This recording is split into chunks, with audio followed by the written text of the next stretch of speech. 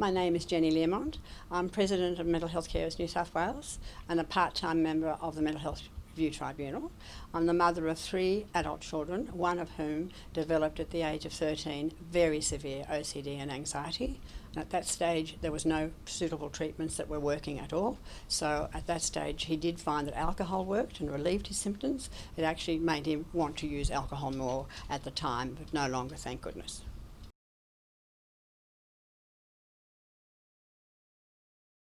What does it mean to me to be a mental health carer? Well, from the beginning, I never saw myself as a mental health carer at all. I saw myself as a mother with a son who had an illness. I saw him the same as I saw my other children, that he needed help and we needed to try and find treatment.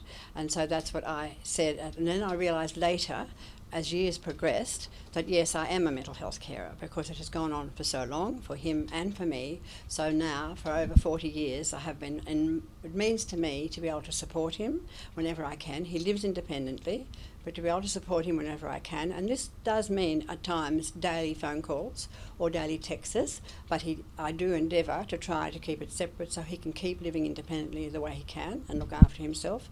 But at times, it is a lot of pressure at times on me as a carer to try and find many phone calls that have been put through to me at night that I've let go through to the keeper, at times deliberately, because it is a better thing to do for me sometimes, and then talk the next day. So that is how I feel my role is as a mental health carer now. The other thing I believe what's important to me as a mental health carer, that I had a very supportive family and my son had very supportive siblings, because from time to time with my work I did have to travel, and obviously I couldn't be on the phone all the time, though I did manage to, of course, ring as often as I could, but his siblings took up and were unbelievably helpful to him and to me.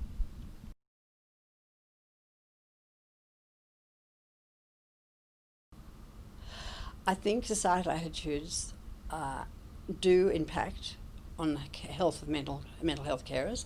I think now not nearly as much as in the past. Way back, it was really unbelievable how carers particularly, and consumers I'm sure, but carers particularly were treated, especially a mother, seen as the cause of the illness. I knew in many ways I wasn't, but I questioned myself a lot over it, felt a huge amount of guilt.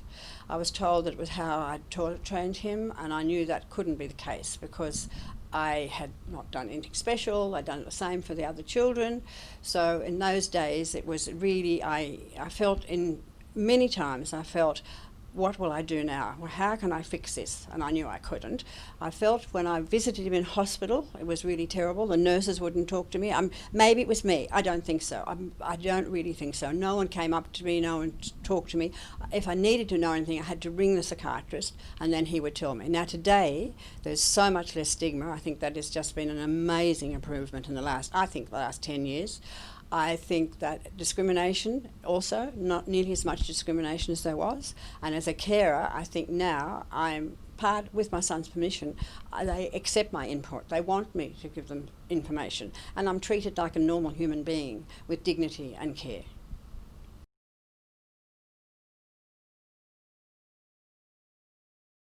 Well, now let me reflect on my personal recovery journey. I actually never thought I was on a journey, ever.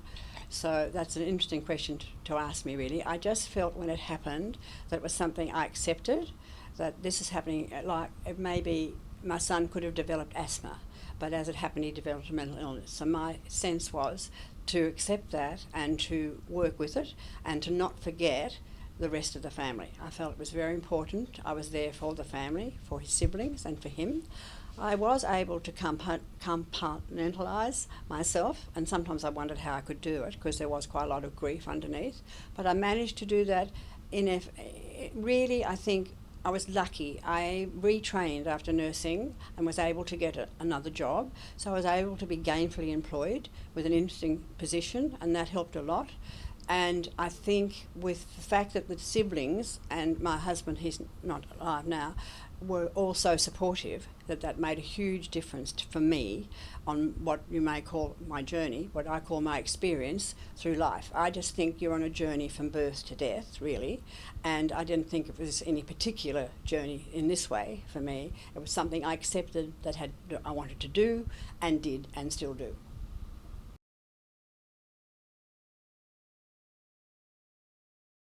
My first advice for other carers is whenever they have a son, daughter, husband, wife, partner who does develop a mental illness, to find out as much information as they can about the illness. Knowledge is powerful. Knowledge is very powerful. So if they have the knowledge, they can then find out more about what's happening.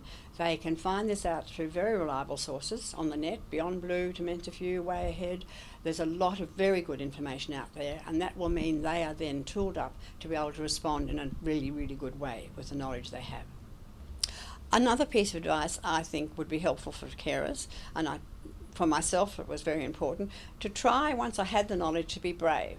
It's not always easy to actually talk to treating teams, but to actually talk with them, try and find out what's happening, and be aware that they're there for your son or daughter or yourself. They are there for that, and they are actually trying to what they believe is the best way to treat.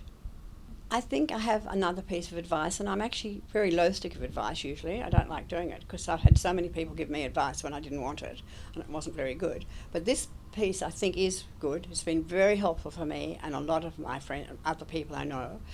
The importance of support groups.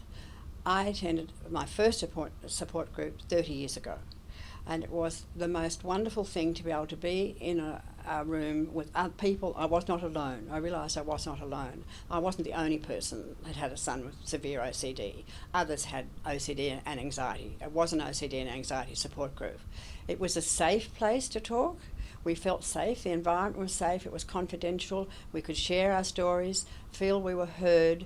And I realised after some time that actually, even though I had thought I didn't need any extra support, the support I got from the support groups was unbelievably beneficial to me. And I believe it was beneficial to my son as well.